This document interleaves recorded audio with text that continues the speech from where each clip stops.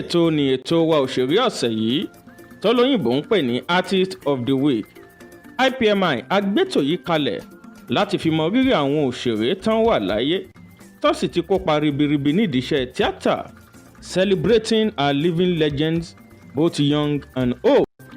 Lénìí ẹja ńlá làwọn wá gbé òdú tí kì í ṣàìmọ̀ fólókó lálejò mi. Tá a bá ń sọ̀rọ̀ nípa iṣẹ́ tíátà lórílẹ̀‐èdè Nàìjíríà, ìtàn ò pé láì dárúkọ ìdílé wọn, torí bàbá tó bí òṣèré yìí jẹ́ ògúnnágbòǹgbò tí ń dátọ́ lẹ́nu ìgbín tó sì ṣe gudugudu méje òun yàyà mẹ́fà. Ẹ wò ó, tá a bá ní kàtó nǹkan tó lóyìnbó ń pè ní order of hierarchy, tá a bá yọwọ́ Hubert Ògúndé kúrò, orúkọ bàbá àlejò mi ní ẹlẹ́ẹ̀kejì tá a gbọ́dọ̀ dárúkọ. Tá a wá ní àlejò mi gan-an. Ẹ wò ó, láì bópo lọlé olóró, orúkọ àlejò mi ni Adépéjú Àbẹ̀bí ọmọ Ògúnmọ́lá tọ́pọ̀lọpọ̀ ènìyàn mọ̀ sí Péjú Ògúnmọ́lá. Èmi Balógun àṣọ̀rọ̀ kò tí ò ṣe dídà lọ ni. Èmi ìgbín kákáká ìbìdí kákáká ìbìdí tí ò gbójú ò lè pàgbé. Èmi àfọ́kùbò tí dúró tìkọ́ra. Mo fẹ́ wá gbẹ̀mí rẹ lé nínú. Balógun lémi lọ́kọ̀ọ́gun wá jà mí nílé mi Ajíbíkẹ́ ìgbọ̀gbọ̀n Ajíbẹ̀rẹ̀ ìjànà ọ̀bẹ nìkan jà fọwọ́ gún gbogbo lé lójú lọ́kọ̀ọ́gun wá jà mí Balógun. Bẹ́ẹ̀ni. Èyí lọ́jọ́ òun pé. Èmi mo sì ti ṣàlọ́ o mo wí pé njọ́ tí èmi àti ẹ bá fojú ríra wa ọjọ́ náà ni wọ́n ju ọbí náà ṣe ń jó gidi eru. Èmi. Wọ́n là ọbí ṣògo ṣe ń làrókò. Mo pé wọ́n pa ọ́ tìrantìran ni. Irọ́ ló pa! Èmi tí mo rúkọ tí kú jẹ́ ikú ògbòrò pa mí.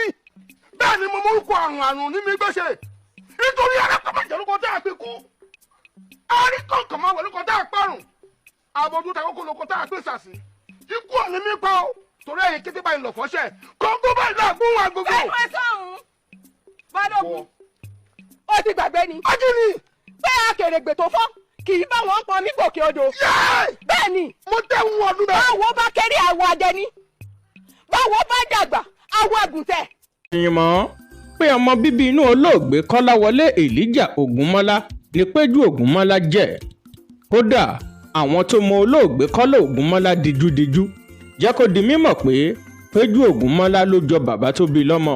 Wọ́n ní àfi bí ìmúmu làwọn méjèèjì tá a bá yọwọ́ ìlà tó wà lẹ́kẹ̀ bàbá Kọ́lá Ògúnmọ́lá kúrò.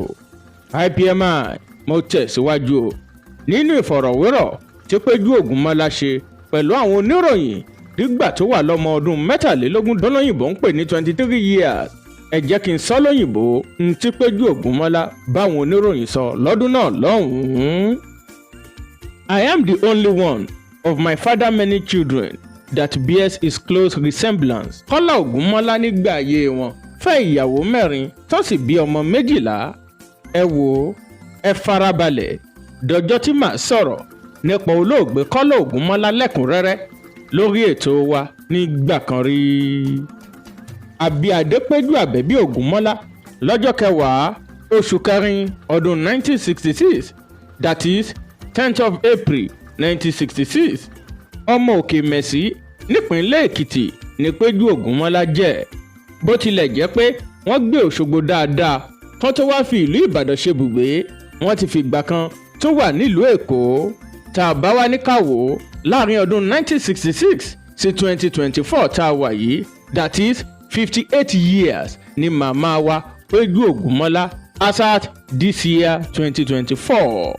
IPMI, báwo ni Péjú Ògúnmọ́lá ṣe bẹ̀rẹ̀ iṣẹ́ tíátà gan-an? Ẹ má gbàgbé pé bàbá àti ìyá Péjú Ògúnmọ́lá jẹ́ òṣèré. Ẹ jẹ́ kí n fún yín ní àwòrán Kọ́lá Ògúnmọ́lá àti ìyá tó bí Péjú Ògúnmọ́lá. Ẹ máa wò ó bí mo ṣe ń sọ̀rọ̀ mi lọ́wọ́lọ́wọ́ yìí. Ẹ tún jẹ́ kí n padà sínú ọ̀rọ̀ tí Péjú Ògúnmọ́lá bá àwọn akọ̀ròyìn sọ nígbà tán wà lọ́mọ ọdún 23, 23 years. IPMI, mo sọ lóyìnbó. I came into this world to discover acting in the hands of my parents, and now there's nothing else I can do better than acting. And on acting acting I will survive. ẹ jẹ́ kí n sọ ní Yorùbá. Péjú Ògúnmọ́lá ní òun bára òun nínú iṣẹ́ òṣèré lọ́wọ́ àwọn òbí tó bí òun lọ́mọ. Ó ní kò sóhun tóun lè ṣe dáadáa jù níbẹ̀ yàtọ̀ sí iṣẹ́ òṣèré. Àbẹ̀bí ní iṣẹ́ òṣèré lòun ó fi là. Tá a bá wá ní ká wò ó lọ́jọ́ tèní, àgbà ọ̀jẹ̀ tí yan rẹ̀ ò ṣe kọ́kéré níyà wa Adépéjú Àbẹ̀bí Ògúnmọ́lá jẹ́ nídìí iṣẹ́ tíátà. Ẹ wò ó, kò sẹ́ni náà tí ó sọ pé ti Péjú Ògúnmọ́lá báwo nílẹ̀ tó mẹ́ni. Ẹ wá wò ó, Ọlọ́run ọba mi Èdùmàrè ti gbọ́ àdúrà ìyá wa nídìí iṣẹ́ yìí. Wọ́n bímọ nídìí iṣẹ́ tíátà, wọ́n kọ́lé nídìí iṣẹ́ tíátà, wọ́n ra mọ́tò nídìí iṣẹ́ tíátà, wọ́n jẹ́ ènìyàn nídìí iṣẹ́ tíátà. IPMI wọ́n tún fi dé ìlú òyìnbó. Ìwàláyé Péjú Ògúnmọ́lá nídìí iṣẹ́ tíátà ń túbọ̀ polongo òkìkí àti orúkọ Ògúnmọ́lá síwájú àti síwájú sí i. Tó bẹ́ẹ̀ ni òkìkí àti orúkọ Ògúnmọ́lá ń tàn wàràwàrà bí òṣùpá alẹ́. Ọ̀la yẹn náà ti ẹ̀ dà. Ṣé o mọ̀ pé mi ń bẹ́ ẹnjìníà jáde lálẹ́ yìí? Màá dẹ̀ ètè jíde láàárọ̀. Àmọ́ èmi náà ń lọ sí patí àwọn elépo yẹn. Ṣèbí Ṣadé á wà nílé. Ń gbọ́ Ṣadé. Èmi máa ń gbá disco lọ́n tèmi. Ṣadé, ìwé ẹ̀ ló máa yẹ kó o jókòó kó o máa ka. Yunifásitì máa le jù bẹ́ẹ̀ yẹn lọ. Ẹ má fòyà, ṣé bí kí ṣáà ti pass ni? Ó ní kàwé. Mo kà ó, mo ò kà ó, màá pass. Ẹ gbà bẹ́ẹ̀. Ṣadé. Tí ẹ̀gbọ́n náà, ọmọ wo ni mo rí pẹ̀lú ẹ láàárọ̀ yìí? Ṣebí Sálíù Mákò ni, ọmọ ọ̀gá oníbodè tuntun yẹn. Àwọn láyé máa lọ́wọ́ wọn báyìí. Káyà wọ́nà dọ́dọ̀ bàbá ẹ̀ o. Àbí báwo? Òótọ́ ni. Èyàn máa fẹ́ fẹ́ yàwó ti ẹ̀ máa ní. Wá kù títí tí mo wí yìí. Wàá fi sínú ọtí fún ni. Mo ì ti wá kan. Ó ní. Kí lorúkọ ilé? Iṣẹ́ kí ló ń ṣe náà? Ó mọ kankan. Ó mà ṣe o. Ó máa ń mọ̀rọ̀ ọkùnrin dìde kíákíá ni. Wèrèwèrè là ń pè é. Àbí wọ́n ti gbàgbé orin eégún aláré tó sọ pé wèrèwèrè gbòde bí ti ń ṣakọ bẹ́ẹ̀ ló ń ṣabo wèrèwèrè gbòde. Ẹ̀rín ló ń rín. Iṣẹ́ gidi mo gbé fún ẹ o. O dẹ̀ gbọ́dọ̀ má ṣe. Ó ti yé mi. Kí ni ká ṣe wá lólè? Oníwóró ni. Ẹyọ kan oṣù ló máa lò. Wàá fi sínú ọtí fún un. Kíá ló máa ń yòrò. Má lò jù kan lọ o. Bí bẹ́ẹ̀ kọ́, pálọ̀ ń bì ló máa bù ẹ́ mọ́. Ọlọ́run. Ọ̀wọ́ orú ẹ̀ pálọ̀ bá wò. Pálọ̀ tó máa bù ẹ́ mọ́ nìyẹn. Tá a bá dọ́rọ̀ ọgbọ́n báyìí fọkùnrin yẹn. Takúté wa ò lè tètè mú. Bẹ́ẹ̀ni. A máa fi gbogbo yòókù lẹ̀ fẹ́ nìkan. Ó dọwọ́ ẹ ò sí nífà. Kì í ṣe ìròyìn mọ́ pé Péjú Ògúnmọ́lá jẹ́ ọ̀kan nínú àwọn ìyàwó Pápìlúwẹ̀. Mo ti sọ tẹ́lẹ̀ láìmọye ìgbà. Bó tilẹ̀ jẹ́ pé fọ́nrán àádọ́rin ọdún tó lu síta ti dá awuyewuye sílẹ̀ láàrin àwọn òṣèré méjèèjì yìí nípa pé bóyá wọ́n ṣì wà papọ̀ tàbí wọn ò sí. Ìbéèrè yìí jẹ́ nǹkan tí kò sí ìdáhùn fún títí di wákàtí tí mò ń sọ̀rọ̀ yìí, ṣùgbọ́n gbogbo wa la mọ̀ wípé ẹni ọdún 23 that is 23 years ni màmá wa Péjú Ògúnmọ́lá jẹ́ nígbà tí wọ́n fẹ́ Pápìlúwẹ̀ gẹ́gẹ́ bí ọkọ wọn tẹ́ ò bá gbàgbé tẹ́ ẹ bá rántí.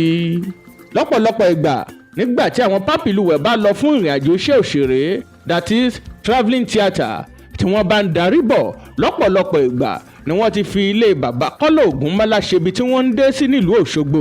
Àwọn tó mọ ìtàn yìí wọ́n lè jẹ́rìí sí nǹkan tí mò ń sọ yìí.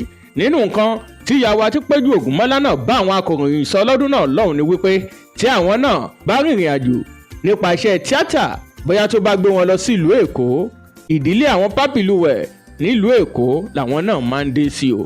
Bí Aluwe ṣe máa ń dé sí ilé bàbá Kọ́lá Ògúnmọ́lá lọ́dún náà lọ́hùn, bẹ́ẹ̀ náà ni Péjú Ògúnmọ́lá máa ń dé sí ilé àwọn Aluwe nílùú Èkó. Ọwọ́ ti wọnú ọwọ́, ẹsẹ̀ ti wọnú ẹsẹ̀, ẹ wo ẹran ti wọnú ẹran, wọ́n ti dìkan náà. Ẹ jẹ́ kí n sọ kinní kan. Tẹ́lẹ̀tẹ́lẹ̀ làwọn kan máa ń rò pé olóògbé Yọ̀mí Ògúnmọ́lá lọ́kọ Péjú Ògúnmọ́lá o, ṣùgbọ́n tí ọ̀rọ̀ kò rí bẹ́ẹ̀. Kí ló bí ọ̀rọ̀ yìí gan-an? nígbà kan rí lórílẹ̀‐èdè yìí tí sinimá bá jáde ní titun tuntun bẹ́ẹ̀ bá ṣe ń gbọ́ Yomi Ogunmola lẹ́ẹ̀ máa gbọ́ Peju Ogunmola and the late Yomi Ogunmola ruled the Nigeria screen kó tó di pé Yomi Ogunmola dolóògbé lọ́dún 2003. àwa dúpẹ́ lọ́dọ̀ Ọlọ́run fún oore ọ̀fẹ́ tí ìyá wa rí gbà for her to be relevant in the industry till date.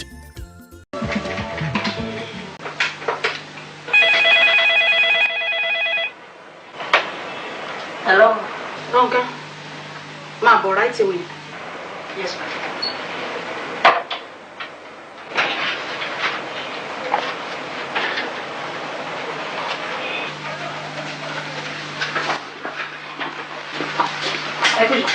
Pẹ̀lẹ́ máa dìá. O máa lọ sí báńkì fún mi sìn. Wàá lọ gba 100,000 wá fún mi. Okay, ma'am. Martins. Yeah. Àbí ká fi 50,000 kù torí mo mọ̀ pé o ṣì máa need àwọn nǹkan mi. Ó yẹ pé. So ó mìíràn pé 150 ló máa gbà wá. Yes, ma'am. Kó tó dọ̀hún èmi náà pé bank manager. Okay, ma'am. And one more thing. Mo fún ẹ ní just 20 minutes. Owó yẹn ni wọ́n ń jókòó dé o. Ṣé kí ni kí driver yín drop ni? Okay. Ní mo ní kó fi staff bus gbé ẹ lọ. Kó má fọwọ́ kan mọ́tò mi o. Yes, ma'am.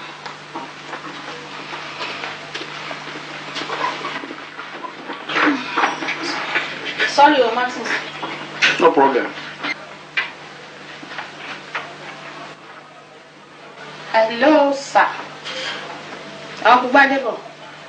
Ẹ káàsán. Ronke ń bọ̀ lọ́dọ̀ yín sìn. Ẹ máa bá mi fún ní 150,000. So màá tún bá yín sọ̀rọ̀ later. Bye. Yeah. Martins. Yeah. Alọ́. What's the problem? Ó má bàa sí náà ni.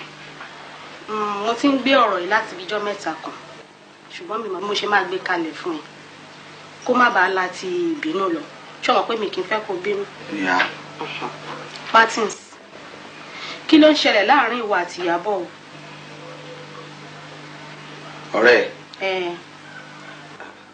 Kí ló sọ pé ó ń ṣẹlẹ̀? Ó sọ fún mi pé wà kàn déédéé dé níjọ́ mi. Wà ní kò ń jẹ́ káwọn lọ jẹ lunch. Ìjọ́ mi ò lè jẹ lálẹ́.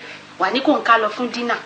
Wọ́n á rò pé o ò bá mi sọ nǹkan kan tó jọ bẹ́ẹ̀ náà pé o fẹ́ gbé Ìyábọ̀ jáde and by kò mí ìtẹ̀rọ̀ bó right láti gbé Ìyábọ̀ jáde lẹ́yìn mi.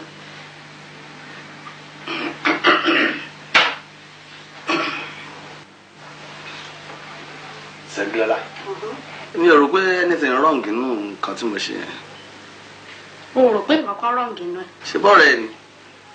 Pé kò gbé ọ̀rẹ́ mi lọ jẹun láì ṣe pé mi fúnra mi wà mẹ́ dúró ná tí n bá dédé pàdé ìwọ àti ẹ̀ ní títì lálẹ́ kí ló rò pé màá fi ọ̀nà. Wá Ṣẹ́gilọ́lá jẹ́ kí n jẹ́ kó kinní kan yí ẹ̀ ṣé wọn pé Ìyábọ̀ single ìwọ náà kẹ̀dẹ̀ rí girlfriend ló jẹ́ sí mi ṣọ́rọ̀ mi yí ẹ̀ tí n bá gbé jáde kò sí nǹkan tó rọ̀ǹgì inú ẹ̀ náà àgbẹ̀sọ̀ ò sí kó wọlé mi ká bá sọ pé bóyá ṣé wọn kò sí nǹkan tó rọ̀ǹgì inú ẹ̀ lójú mi. Martins ǹjẹ́ o mọ nǹkan tó ń sọ rárá. ṣé wáìnì ń pààyàn ni. Lóòótọ́ o ò tí ì fẹ́ mi sílé but agreement wà láàrin mi àti ẹ̀pá máa fẹ́ra ni nà. gbàgbé ń pa agreement lè change anytime now. ṣé o mọ tó ń sọ ṣá. mo mọ. I can see you are not with your senses. Èmi.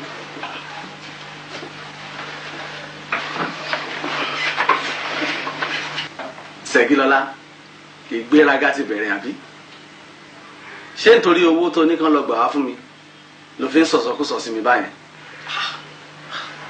Martins, but ó yẹ kó understand nǹkan tí mo sọ náà. Ẹbí ẹ̀kọ́ iṣẹ́ ìbí ẹ̀ rárá tí kì bá ṣe èyí ọ̀dẹ̀ òpònú idiot tó sọ pé òun fẹ́ ṣí ṣọ́ọ̀bù tí mo wá fẹ́ fọgbọ́n gbowó lọ́wọ́ ẹ̀ fún wá lọ fi ẹnu ara ẹ̀ tó fi ń tutùkutù tán bá wá bí dáa kó wá sílé mi kó ló ń bọ̀ àgbà wa ń kọ̀bọ̀ lọ́wọ́ mi nǹkan tí màá fi ojú ẹ̀ rí láyé kò ní gbàgbé. Martins, Martins, Martins.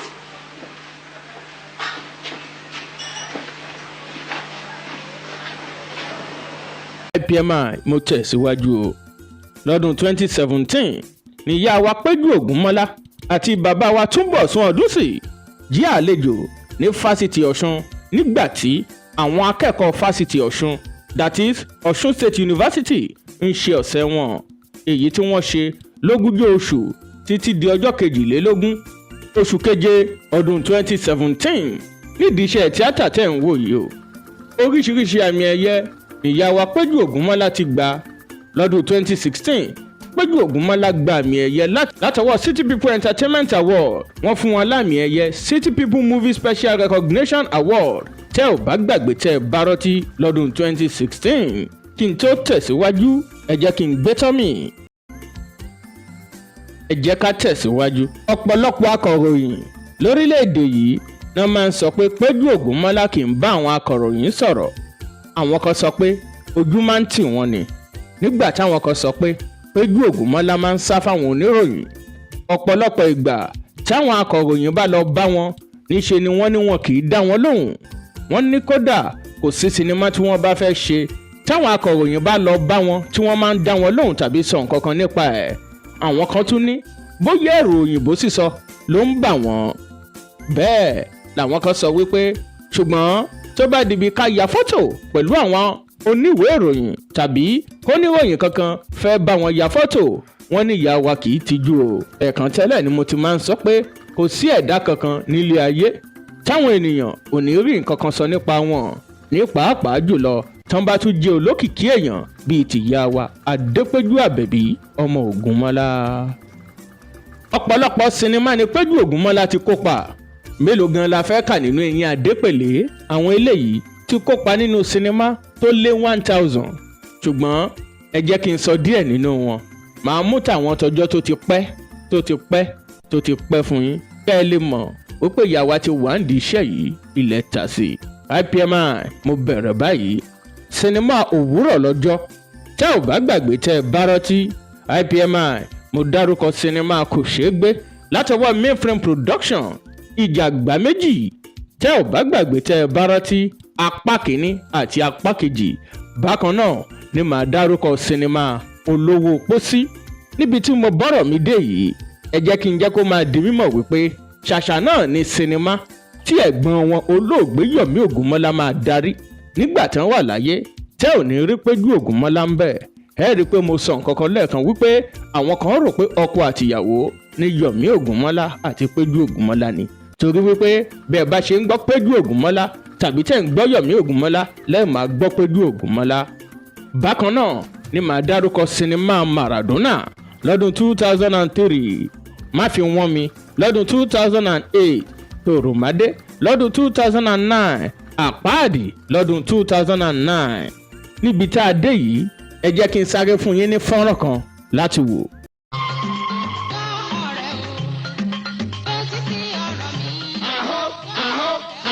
fídíò ó wà ń ta o ẹ ṣáà mà pé ṣọwọ́ Péjú Ògúnmọ́lá ni ó dẹ̀ fi sọ́rí bàbá wa Kọ́lá Ògúnmọ́lá ni. neat job complete story ìtàn tó ti ń la ó dùn mẹ́ wàá gbọ́ o kò sí iye fídíò tẹ nílé tẹ́ bá ti rà án wọn ìpè o.